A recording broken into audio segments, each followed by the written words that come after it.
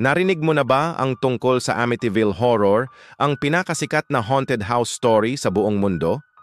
Noong 1974, isang buong pamilya ang pinatay ng anak mismo sa loob ng bahay sa Amityville, New York.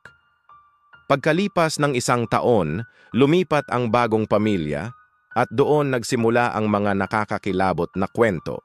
Mga pintong kusa raw bumubukas, boses na galing sa dilim, at mga mata na nakamasid mula sa labas ng bintana. Ang kwento ay sumikat sa mga libro at pelikula, pero hanggang ngayon, pinagdedebatehan pa rin kung alin ang totoo at alin ang gawa-gawa lang. May nagsasabing totoo ang mga demonic encounters, pero may iba namang naniniwala na imbento lang ito para sumikat at kumita. Real haunting ba talaga o isa lang itong kwento na pinalaki ng takot at media? Hanggang ngayon, nananatiling misteryo kung anong totoo sa loob ng bahay na yon. Ikaw, papasok ka ba sa Amityville House kung sakaling bukas ito sa publiko?